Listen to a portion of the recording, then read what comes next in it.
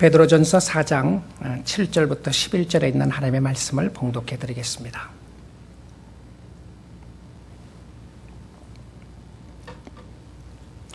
만물의 마지막이 가까이 왔으니 그러므로 너희는 정신을 차리고 근신하여 기도하라.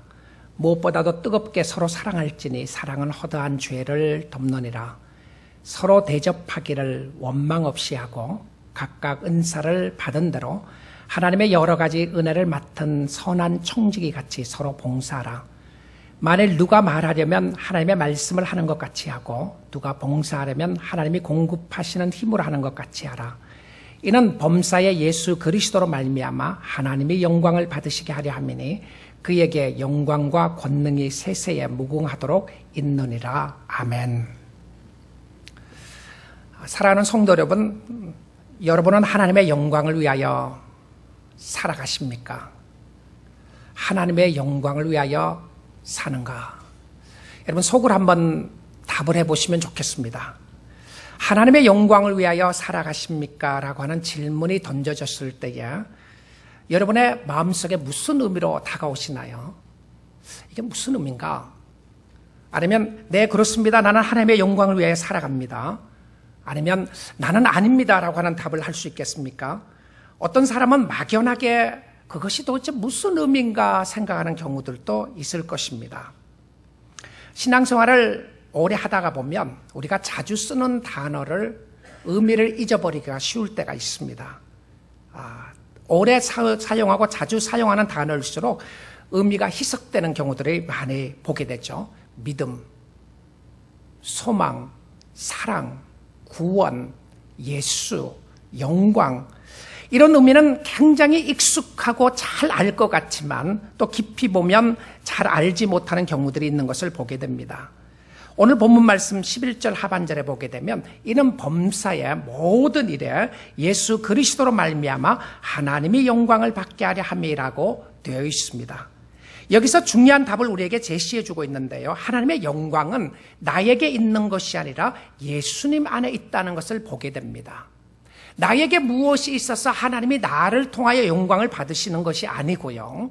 나에게 그리스도가 있을 때에 그리스도를 통하여 나의 삶을 바라보면서 영광을 받으시는 모습을 보게 됩니다.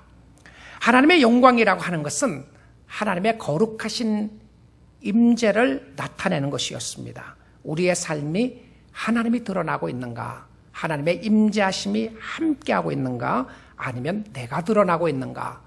나의 최고의 관심이 나를 드러내고자 하는 것인가? 아니면 하나님을 드러내고자 하는 것인가? 나를 통하여 누가 나타나는 것인가? 나의 섬김, 나의 봉사, 내가 주님 앞에 나아감으로 인하여서 나에게 나타나는 것이 무엇인가를 바라볼 수 있게 되는 것을 봅니다. 존 파이퍼 목사님은 이야기하기를 우리가 하나님께 영광을 돌려드리고 있을 때가 언제인가 하면 우리의 삶 속에 하나님으로 인하여 기뻐할 때에 우리는 하나님께 영광을 돌려드린다.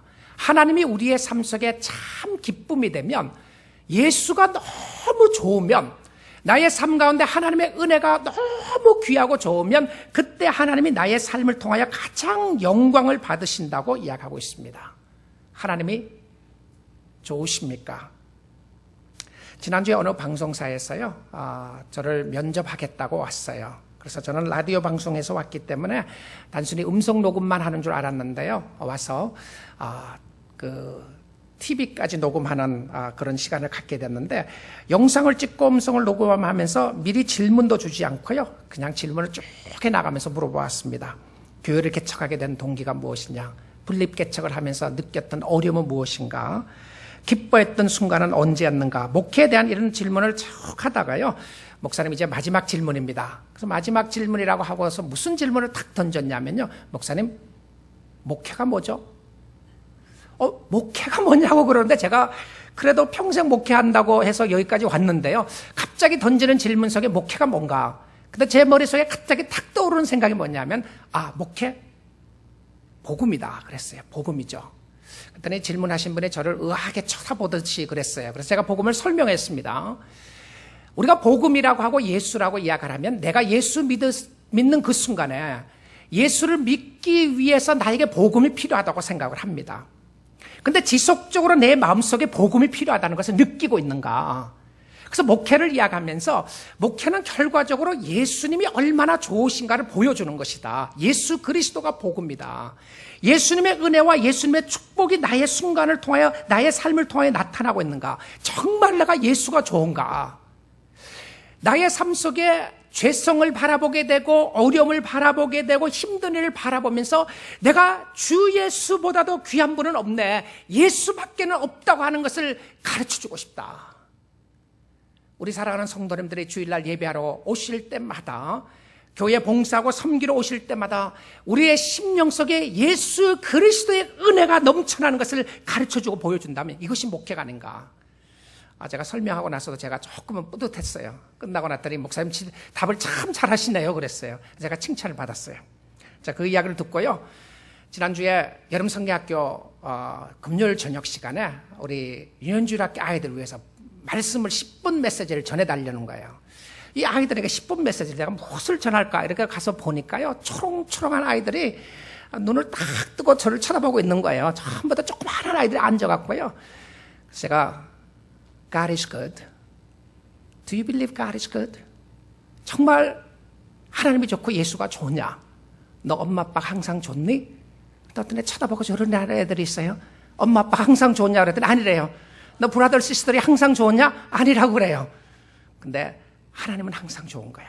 그래서 제가 복음에 대한 하나님의 좋으심에 대해서 이야기를 했습니다. 여러분, 여러분의 삶을 바라보면서 예수가 정말 좋습니까? 구원의 역사 말고요, 구원의 역사 이후에 내가 그리스도를 섬기고 오늘 주님 앞에 나와 예배를 드리면서 예수가 정말 좋은가? 예수의 사람으로 만들고 예수의 사람으로 목양하는 것이 목회가 아닌가 생각을 해보게 됩니다. 예수님 때문에 기뻐하고 예수님 때문에 감사하면 하나님이 나의 삶을 통하여 영광을 받으시게 되는 줄 믿습니다. 이 말씀을 오늘 본문에서 구체적으로 설명을 하고 있는데요, 예수에 만족하고 예수님 때문에 흡족해하는 사람들이 되기를 원하는데, 그러기 위해서는 하나님 앞에 어떻게 나아가야 할지를 오늘 본문 말씀이 우리에게 잘 가르쳐주고 있습니다. 어떻게 하나님을 기쁘시게 할 것인가, 어떻게 하면 하나님께 영광을 돌려드릴 것인가, 하나님이 기뻐하시는 신앙의 모습이 무엇인지를 한번 오늘 본문 말씀을 통하여 살펴보도록 하겠습니다. 7절입니다. 만물의 마지막이 가까이 왔으니 그러므로 너희는 정신을 차리고 근신하여 기도하라. 여러분, 주님 앞에 영광을 돌려드리기 위해서 여러분의 삶 가운데 꼭 깨달아야 될 것 중에 하나가 무엇이었냐면, 때를 분별할 줄 아는 지혜를 갖는 겁니다. 때를 분별할 줄 아는 지혜를 가져요. 7절 말씀에 보게 되면 만물의 마지막이 가까이 왔으니라고 설명합니다. 지금이 어느 때인가요? 지금이 말세입니다. 말세라고 이야기하니까 여러분 마음속에 얼전시가 드나요? 좀 위급한 생각이 드나요? 아이, 목사님 거짓말하지 마세요. 우리 엄마 때도 말세라고 그러고 우리 부모 때도 말세라고 그러고 내가 태어나면서 말세라고 그러고 지금도 말세라는데 아직도 목사님 그 말세라는 이야기 합니까? 여러분, 말세는요, 예수님이 승천하고 나신 이후부터 지금까지가 말세입니다. 너무 광범위하게 느껴지시나요? 2000년을 가리켜서 말세다. 그래서 이 말세라고 하는 의미는 어떤 시간적인 끝을 이야기하는 것이 아니라 사건의 끝을 이야기합니다. 예수 그리스도의 구속의 사역의 완성을 이야기한다는 것이죠. 예수님이 십자가상에 돌아가시면서 모든 것을 다 완성하시고 이루셨습니다. 더 이상 구원의 역사에 있어서 이룰 것이 없는 끝을 이야기하는 거예요. 그러면 지금은 마지막 순간에 살게 되는데 예수 그리스도를 믿는 사람들을 구원하시는 하나님의 은혜의 마지막 때라고 하는 것을 가리켜서 말세라고 그래요. 그래서 말세라고 이야기해서 시간을 이야기하면 그것은 성경적이지 않아요. 언제 몇 월 며칠 몇 시에 몇 월 며칠에 예수님이 오시게 된다고 했던 사람들이 있잖아요. 근데 그런 사람들을 보게 되면 우리가 다 쏘갔습니다. 자, 쏟게 되면서 우리의 마음속에 드는 것이 무엇이죠? 누가 말세라는 말을 해도 안 믿는 것이 우리에게는 문제로 다가온다는 사실입니다. 우리가 말세 때에 살고 있다고 해도 우리의 마음속에 얼전시가 없는 것이 우리의 마음이 굳어져 있기 때문에 그래요. 왜 그러냐면 말세라는 이야기를 하면서 자꾸 우리의 마음속에 속았기 때문에 더 이상 마지막 때에 살고 있다는 것을 믿지 않는 겁니다. 마태복음 25장에 보게 되면 10처녀의 비유가 나오는데요. 슬기로운 5처녀와 미련한 5처녀의 비유를 설명을 하면서 슬기로운 5처녀는 등과 기름을 준비하고 신랑을 기다리고 있었습니다. 그런데 미련한 5처녀는 등은 준비하되 기름을 준비하지 않고 신랑을 기다리지 않았어요. 그 이유가 무엇이었냐면 신랑이 더디 옴으로 다 졸며 잘세라고 되어 있습니다. 오늘날 성도들의 심령 속에 우리의 마음속에 얼전시가 없는 것은 위급한 상황에처럼 죽게 나가는 모습이 없는 것은 내일 오실 것이다. 신앙생활도 내일 하면 된다. 내일로 미루게 되고 오늘 하지 않는 모습이 어려운 모습 가운데 있는 것을 봅니다. 에베소서 5장에 이런 말씀이 있습니다. 세월을 아끼라 때가 악하니라. 이 말은요, 시대를 분별하라는 것이고요. 이 말씀은 또한 우리에게 주어진 기회를 잘 활용하라고 하는 이야기였습니다. 말세라고 하는 것은 오늘 주님과 함께하는 것이고요. 오늘 주님과 동행하며 사는 것이었는데 주님을 따라가고 주님을 섬김에 있어서 그 어떠한 정당한 이유도 우리의 삶 가운데 이유가 될 수 없다는 것입니다.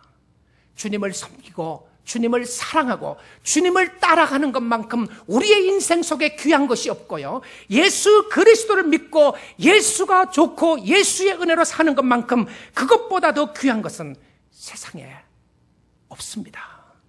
사랑하는 성도 여러분, 여러분의 삶 속에 그리스도가 최고의 행복이요 축복이요 주님이 주신 은혜가 최고라는 마음을 가지고 있습니까? 오늘 여기에 관한 말씀을 보면서 마태복음 8장에 말씀을 잘 설명해 주는 부분이 있습니다. 우리 마태복음 8장을 한번 찾아서 보면 좋겠습니다. 제가 아침 시간에 설교를 하다가요, 참 마음에 와닿았던 말씀 중에 하나인데요. 마태복음 8장입니다. 18절을 봅니다. 마태복음 8장 18절에서 22절을 보는데, 여러분 성경을 찾으셨으면 한번 성경을 펴시고 이 말씀을 들어보시면 좋겠습니다. 예수께서 무리가 자기를 애워싸는 것을 보시고 건너편으로 가기를 명하시느니라. 한 서기관이 나와 예수께 아뢰되 선생님이여 어디로 가시든지 저는 따르리이다. 여러분 서기관이라고 나온 사람은 스크라이벌이라고 되어 있는데요. 이들은 주로 그 당시에 성경을 썼던 사람들이었습니다. 그리고 이들은 학자들이었어요. 이 학자였던 사람이 예수를 따르겠다고 고백합니다. 선생님, 주님 따라가겠습니다. 선생님 따라가면 좋겠습니다. 여러분 여기 예수님의 대답이요, 어떤 학자가 정말 학자가 주님을 따르겠다고 고백했던 이 고백 속에 예수님이 이렇게 고백하지 않아요. 야, 너 정말 기특하다. 내가 누군지 너는 알아보는구나. 나를 따르겠다고 이야기하니까 너무너무 고맙다. 그렇게 이야기를 안 해요. 예수님의 대답은 무엇이라고 이야기하냐면 예수께서 이르시되 여우도 굴이 있고 공중에 새도 거처가 있으되 인자는 머리 둘 곳이 없다 하시더라. 동문서답하는 것처럼 들려지게 됩니다. 이게 도대체 무슨 말이죠? 아니 어떤 면에서는 이 서기관이 예수를 따르겠다고 하는 그 고백 속에 예수가 찬물을 확 끼얹어 버리는 것 같아요. 너 무슨 소리 하냐? 내가 있을 곳도 없는데. 자, 근데 예수님은 사람의 마음을 아셨거든요. 서기관의 마음을 아셨어요. 서기관은 입술로 주님 앞에 큰 소리로 고백합니다. 주님이 원하시는 곳에, 주님이 가시는 곳에 내가 다 따라가겠습니다라고 고백을 하는데 주님은 그의 말과 행동이 다르다는 것을 아셨습니다. 예수님은 우리의 말에 감동을 받지 않습니다. 예수님은 우리의 동기를 다 알고 계시고요. 우리는 우리의 삶의 동기를 다 몰라도 주님은 다 알고 계신단 말이에요. 그래서 주님이 하시는 말씀이 여우도 굴이 있고 공중에 새도 거처가 있으되 인자는 머리 둘 곳이 없도다. 이 말을 하고 난 이후에 이 서기관은 예수님 곁에서 묵묵히 사라지게 됩니다. 예수님을 따르는 것은 외로운 것이고요. 서기관을 통하여 보여주신 제자도는 개인적인 편안함을 감수해야 된다는 것을 보여주고 있습니다. 아무리 큰 소리로 주님을 따르겠다고 고백을 해도 우리의 행동이 가지 않는 것을 주님은 너무너무 아시고요. 그것을 꼬집었던 것을 보게 됩니다. 자, 두 번째 사람입니다. 두 번째 사람은 기가 막힌 답을 가지고 예수님께 나왔습니다. 예수님, 제자 중에 한 사람이 이야기를 합니다. 주여, 내가 먼저 가서 내 아버지를 장사하게 허락하옵소서. 너무너무 좋은 익스큐즈입니다. 지금 주님, 내가 주님을 따라갈 수 없고 내가 아버지가 장사되고 난 이후에 장사하고 나서 내가 주님을 따르면 좋겠습니다. 그랬더니 예수님의 대답이, 야, 너 정말 기특하구나. 그래야지. 당연히 그래야지. 너 아버지 장사 지내고 와서 나를 따르는 거 당연한 거지. 구약에도 뭐라고 그랬느냐? 그러라고 하지 않았느냐라는 말씀을 하시지 아니하시고요. 예수께서 이르시되 죽은 자들이 그들의 죽은 자들을 장사하고 너는 나를 따르라 하시니라. 이 말씀을 잘못 이해하게 되면 오해 소지가 많은 구절 중에 하나입니다. 아니 뭐 기독교는 부모가 죽었는데도 부모 장사도 지내지 못하고 예수 따르라고 하는 기독교가 기독교냐? 여러분 오해해서 그렇습니다. 여러분 구약 성경에서는요, 부모가 죽게 되면 40일을 곡하라고 되어 있어요. 적어도 3일은 곡하도록 되어 있습니다. 주님은 아버지가 돌아가셨는데 그 장례식에 가지 말고 나를 섬기라고 했던 그런 모습이 아니었습니다. 여기서 나와 있는 표현 속에 보게 되면 우리가 이 구절을 이해해야 될 말씀이 있는데요. 하나는 허락하게 달려고 하는, 아니 아버지가 돌아가셔서 장례식을 하게 되면 예수님께 허락을 받아야 될 이유가 뭐가 있죠? 야, 여기에 의문이 하나가 생기게 되죠. 왜 예수님의 허락을 받아야 되죠? 두 번째는요, 예수님의 대답을 보게 되면 죽은 자들을 장사하게 하고 죽은 자들로 그들의 죽은 자들을 장사하게 하고 너는 나를 따르라. 여기 또 말이 좀 안 되는 이야기입니다. 죽은 자가 어떻게 죽은 자를 장사하게 되죠? 그래서 이 말씀 속에 보여주는 것은 어떤 영적인 의미가 있다는 것을 보게 됩니다. 이 구절을 가지고 해석했던 존 맥컬터 목사님은 이야기하기를, 허락하게 해달라고 하는 이 내용은 아버지가 죽었다는 것이 아니다. 아버지가 죽은 것이 아니고요, 아버지의 일을 도와주겠다고 하는 의미로 사용된 말이라는 것입니다. 아버지가 죽고 나면 따르겠다고 하는 것은, 이것은 10년이 걸릴 수도 있고 30년이 걸릴 수도 있는 것이다. 그러므로 기업을 상속받게 되는 것이다라고 이렇게 이야기를 했어요. 그래서 아버지가 죽은 것이 아니라 아버지가 죽고 난 다음에 내가 따르겠다고 이렇게 고백하는 것이었습니다. 여러분 어떤 의미로 생각을 해보게 되면 이 사람이 고백한 고백은 정말 그럴듯한 변명이고 그럴듯한 이유였습니다. 주님을 따르지 못하는 너무너무 정당한 이유를 가지고 주님 앞에 갖다 댔지만 주님은 마음을 다하세요. 사랑하는 성도 여러분, 주님을 섬김에 있어서, 오늘 주님을 사랑하고 주님을 믿음에 있어서 그 어떤 이유라고 할지라도 여러분의 삶 속에 정당한 이유, 주님을 믿지 않는 정당한 이유는 하나도 없다는 것을 아셔야 합니다. 없어요. 주님을 따라가지 않는 여러분의 삶 속에는 기가 막힌 이유를 주님 앞에 댄다고 할지라도 주님 앞에 순종하지 않는 이유는 없습니다. 말씀 따라가지 않는 이유 없고요, 하나님을 섬기지 않아야 될 이유가 없습니다. 오늘 여러분에게 이미 성령께서 10년 가운데 함께 하시고요, 주님을 섬기도록, 주님의 앞에 나올 수 있도록, 하나님이 때를 분별할 수 있도록 은혜를 주시고 축복을 주셨던 것을 보게 됩니다. 때를 분별하고 오늘이 주님을 섬겨야 될 때임을 알고 오늘 주님 앞에 잘 나가 예배하고 경배하고 주님을 섬길 수 있기를 원합니다. 다음 주에 예배 잘 드리겠다고 생각하지 마시고요, 오늘 예배를 잘 드리십시오. 오늘입니다. 왜냐하면 오늘이 마지막 때이기 때문에 그렇습니다. 하나님께 영광을 돌려드리는 구체적인 일들이 오늘 본문 말씀에 기록되어 있는데요, 다시 베드로전서로 돌아와서 봅니다. 만물의 마지막이 가까웠으니 그러므로 마지막 때에 우리가 어떻게 하나님을 섬겨야 할 것인가, 하나님께 영광을 돌려드리는 구체적인 일들이 무엇인가, 오늘 여기에 보게 되면 성경 본문 말씀 가운데서요, 우리가 본문 말씀을 보면서 성경을 해석하는 것이죠. 여러분 오늘 본문 말씀에 보게 되면 하나님께 영광을 돌려드리면서 마지막 때에 어떻게 하면 나의 삶이 하나님을 기쁘시게 하고 하나님께 영광을 돌려드릴 것인가에 대하여 세 가지를 지적해주고 있습니다. 주님을 기쁘시게 하기 원하십니까? 주님께 영광을 돌려드리기를 원하십니까? 그러면 이 세 가지를 잘 하시면 돼요. 첫 번째는요, 기도이고요, 둘째는 사랑이고, 셋째는 봉사요 섬김이었습니다. 자, 7절을 다시 봅니다. 만물의 마지막이 가까웠으니 그러므로 너희는 정신을 차리고 근신하여 기도하라. 여기 만물의 마지막이 가까웠으니 너희는 기도하라고 되어 있는데 so that you can pray, so that you can pray. 그러므로 너희는 기도하라. 기도하라고 되어 있고 그 기도에 대해서 두 가지를 중요하게 사실을 지적하고 있습니다. 여러분, 기도를 하나님 앞에 잘 드리기 위해서요, 하나님 앞에 엎드려 기도하기 위해서 중요한 두 가지가 있습니다.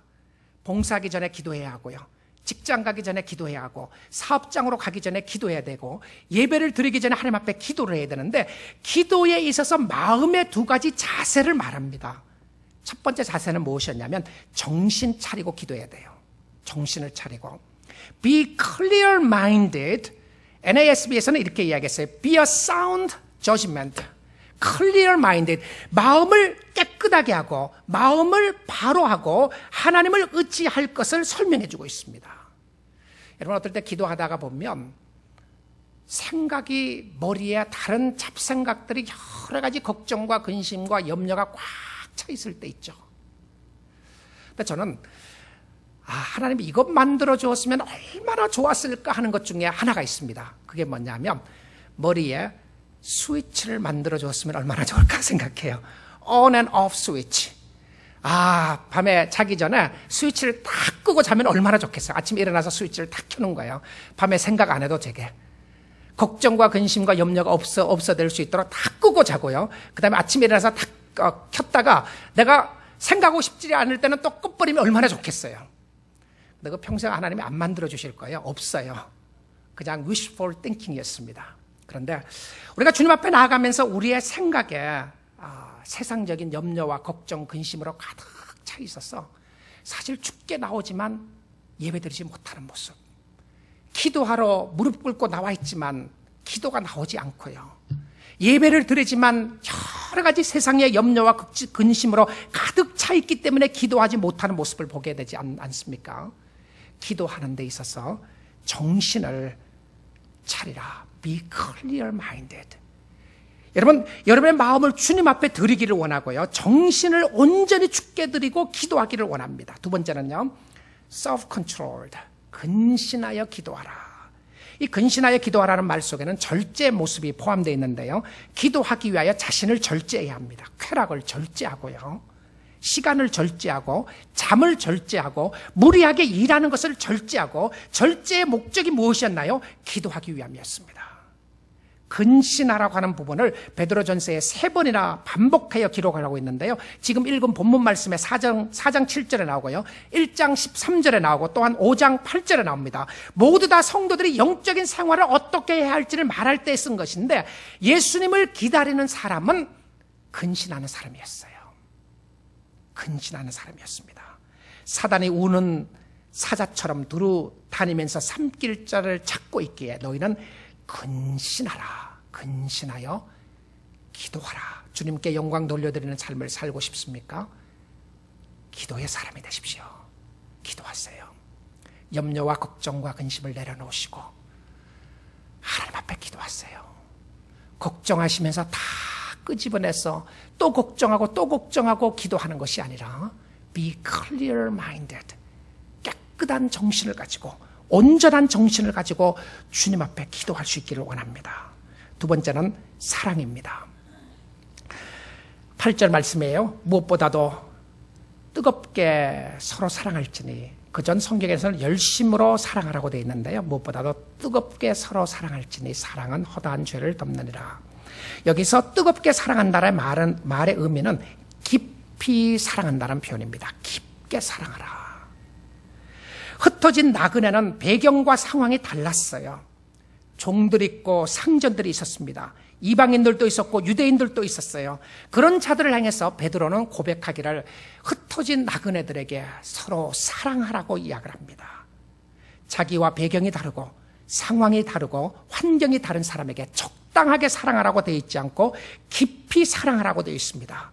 그래서 무엇인지 적당하게 하라는 것이 아니라 깊이 사랑하라. 여러분, 교회 성도들이 이런 이야기들을 하는 것을 자주 들어보게 되는데요, 교회에 적당하게 사람들하고 교제해라. 성도들하고 깊이 사귀지 마라. 사귀게 되면 상처 입는다.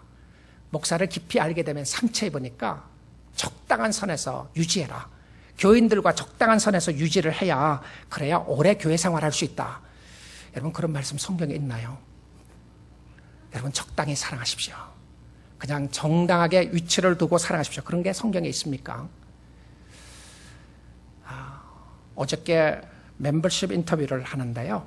우리 EM권에서 영어권에서 우리 교회에 등록을 하게 되면 이제 새가족 공부를 끝내고 새가족 공부를 끝낸 사람들은 이제 제가 EM권에 있는 사람들을 만날 수 있는 기회 중에 하나가 그들을 면접하는 시간을 갖습니다. 그 면접하는 시간은 주로 신앙 간증을 하게 되고요.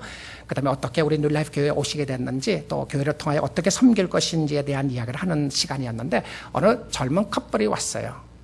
젊은 커플이 와서 아이 베이비 하나 데리고 이렇게 와서 이야기를 하다가 이야기하면서 첫 번째 하는 이야기가 뭐냐면 자기는 한국교회 오기 싫었다고 그렇게 이야기해요.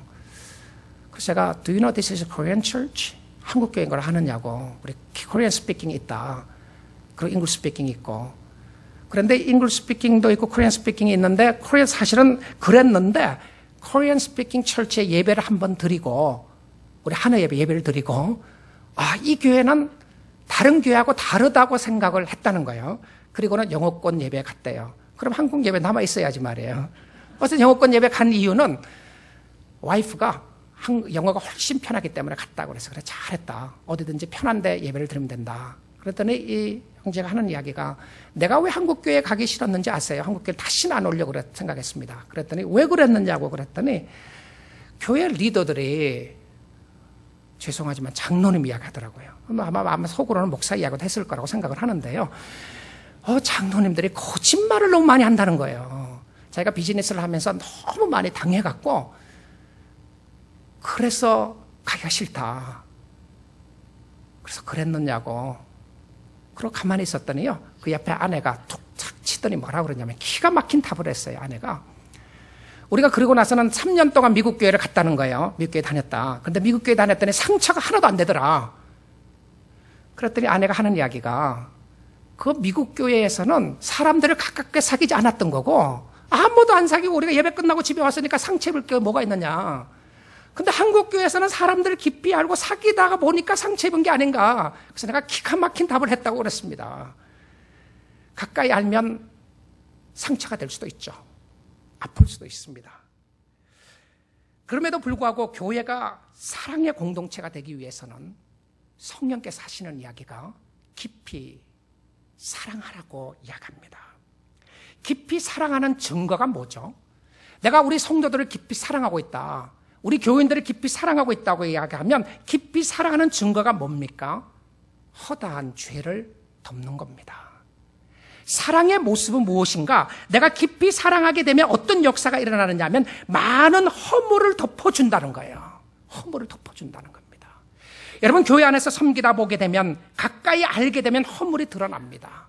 가까이 있다 보게 되면 죄성이 드러나게 되고요. 죄악된 모습이 필요한 거 드러나게 돼요. 그럴 때에 사랑이 필요한 것이었습니다. 그 모습을 바라보고 사랑이 필요했던 것이고 그 모습을 바라보고 섬김이 필요했던 것을 보게 됩니다. 우리 뉴라이프 공동체가 깊이 사랑하는 공동체가 되기를 원합니다. 때론 가슴 안고 때론 쓰라린 마음을 안고 주님 내가 사랑하기 때문에 상처가 되고 사랑하기 때문에 아픔이 있다고 할지라도 그러나 내가 사랑하고 섬기고 내가 허물을 덮어줄 수 있는 성도가 된다고 이야기한다면 오늘 이 교회에 와서 사랑하는 성도들이 우리 교회에 찾아와서 그리스도의 사랑으로 녹여지는 놀라운 역사가 있게 되는 줄 믿습니다. 주님이 기뻐하는 삶은요 허물을 덮어주는 사랑이었습니다. 깊이 알게 되면 다 허물이 드러납니다. 목사의 허물이 드러나고요. 장로님들의 허물이 드러나게 되고 성도들의 허물이 드러나게 될 텐데 그때 신앙이 무엇인지를 엑서사이즈 하는 겁니다. 그것이 신앙이었던 거예요. 그것이 주님을 믿는 모습이었던 것을 보게 됩니다. 세 번째 주님을 기쁘시게 하기 위해서는 봉사인데요. 섬김이었습니다. 9절 말씀입니다. 서로 대접하기를 원망 없이 하라고 되어 있습니다. 그리고 11절입니다. 말을 누가 말하려면 하나님의 말씀을 하는 것 같이 하고 누가 봉사하려면 하나님이 공급해 주시는 힘으로 하는 것 같이 하라고 되어 있어요. 주님을 기쁘시게 하기 원하십니까? 헌신하여 섬기십시오. 주님의 섬김을 기뻐합니다. 주님은 우리가 다른 사람을 섬길 때에 기뻐합니다. 섬김을 받으려고만 하지 말고요, 섬기는 사람이 됐어요. 우리 뉴라이프 교회에 등록된 교인들은요, 이제는 섬기는 자리로 나오십시오. 여러분, 섬김의 복은 귀한 축복입니다. 섬김의 복을 받지 못하고 실망하게 되는 경우가 많이 있게 됩니다. 여러분, 여러분이 원하는 만큼, 여러분이 원하는 대로 섬겨줄 사람, 섬겨줄 교회 없습니다. 누가 여러분이 원하는 만큼 사랑해 줄 것이며 누가 여러분이 원하는 만큼 섬겨주겠습니까? 여러분, 그런 기대를 가지고 주님을 섬기게 되면요, 여러분 실망할 수밖에 없어요. 여러분, 교회에 출석하신 지 오래되셨나요? 이제는 섬기는 자리까지 나오십시오. 다른 사람이 나를 섬겨줄 것으로 기대하지 말고 조그마한 일에도 섬기는 자세를 가지시고요, 필요하면 의자 하나라도 옮기시고 서로 인사하고 따뜻하게 사랑으로 대해주고 섬기는 역사가 있기를 원합니다. 그런데 섬김에서 중요한 원리들이 몇 가지 베드로가 우리에게 말씀으로 해주고 있어요. 정말 정확하게 우리의 삶 가운데 지적해서 말씀해주는 모습이 있습니다. 섬김의 중요한 것이 무엇인가? 섬김의 중요한 것은 다른 사람을 대접하는 것입니다. hospitality, hospitable, 다른 사람을 대접하는 것인데요, 베드로가 이 상황 속에서 대접하라고 하는 것은 주로 나그네들을 대접하라는 것이었어요. 멀리 여행을 할 때 잘 모르는 사람을 집에서 초대해주고 그들을 재워주고 따뜻한 밥을 해주는 것을 말했습니다. 정말 따뜻한 식사를 대접해주고 따뜻한 커피 한 잔 사주는 것을 이야기했던 모습이었습니다. 잘 모르는 사람에게 대해주라. 그런데 섬기다가 보게 되면 봉사에 하다 보면 세 가지 중요한 원리들을 여기서 이야기를 해주고 있어요. 여러분, 섬기다 보면 첫 번째 원리가 무엇이었냐면 섬기다 보면 문제가 생기게 됩니다. 그래서 사람들이 이렇게 이야기합니다. 나는 봉사도 하지 않고 섬기지 않겠다. 섬기려고 하고 봉사하다 보니까 내가 상처가 되고 내가 어려워서 안 하겠다고 하는 사람들이 있어요. 근데 베드로는 너무너무 잘 알았습니다. 서로 대접하기를 원망 없이 하고, 자, 섬기다 보게 되면 어떤 문제가 생기게 되느냐 하면 원망하는 마음이 생긴다는 거예요. 어떤 사람에게는 줘도 끝이 없는 사람들이 있죠. 여러분, 여러분의 마음을 내어주어도 고마워하지 않는 사람들이 있습니다. 어떤 경우는 혼자 해야 될 때가 있고요. 어떤 경우는 다른 사람이 알아주지 않을 때가 있어요. 그러면 어떤 마음이 들죠? 가장 먼저 끼어 들어오는 마음이 뭐냐면 원망하는 마음이 들어요. 근데 이 원망하게 되면 불평하게 되는데요, 이렇게 불평하게 되면 어떤 생각이 드냐면 내가 이렇게 하면서 섬겨야 되는가? 저 사람은 왜 안 하는가? 자꾸 다른 사람들을 바라보게 되고요, 다른 사람들에게 원망하는 모습을 보게 되는데, 이 성경은 너무나도 분명하고 우리에게 정확하게 지적해주고 있습니다. 서로 접대하다가 대접하다가 생기는 마음은 나의 마음속에 원망의 마음이 생긴다는 거예요. 서로 대접하기를 원망 없이 하라라고 되어 있습니다. 두 번째 섬김의 원리는 무엇이었냐면 봉사의 원리에서 중요한 것은요, 은사의 원리입니다. 은사의 원리였어요. 자, 10절입니다. 각각 은사를 받은 대로 하나님의 여러 가지 은혜를 맡은 선한 청지기 같이 서로 봉사하라. 서로 대접하라, 서로 봉사하라. 자, 공동체 안에서는 서로라고 하는 단어가 중요해요. 그 서로 속에 너는 하고 나는 안 한다. 교회 봉사는 어떤 특별한 직분자를 가진 사람만이 하는 것이고, 교회 봉사는 오래 섬기는 사람들이 하는 거고, 나는 교회 간 지 얼마 안 됐고, 나는 예수 믿은 지 얼마 안 됐고, 나는 나이가 많기 때문에 섬김 받아야 한다. 아닙니다. 아니에요. 의자라도 하나 나르십시오. 아니면 밥이라도 나르시고요, 섬김의 장으로 나오세요.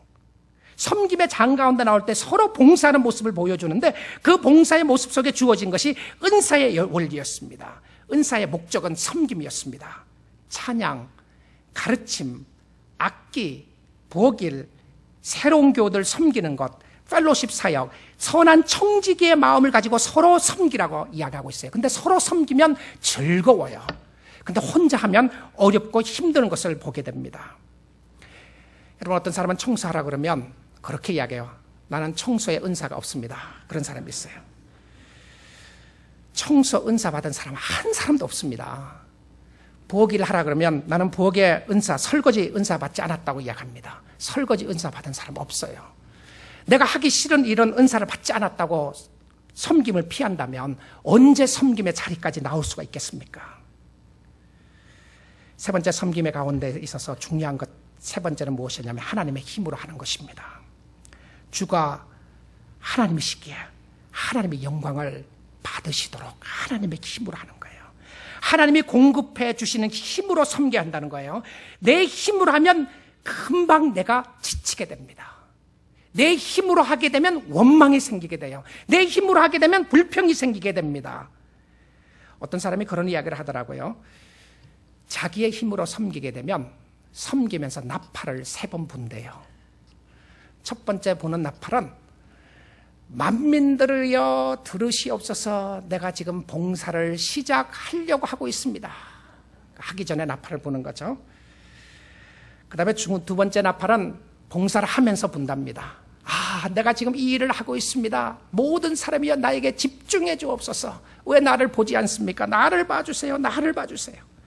세 번째는 다 끝나고 나서 나팔을 분대요. 다 끝났습니다. 내가 다 완성했습니다. 내가 이루어 놓았습니다. 다 나를 쳐다보십시오. 여러분, 우리의 마음이 주께로 향할 수 있기를 원합니다. 우리를 위하여 십자가에 돌아가신 주님이 이 땅에 오셔서 섬기러 오셨습니다. 죽으러 오셨어요. 그리고 그 하나님을 바라보기를 원하고요.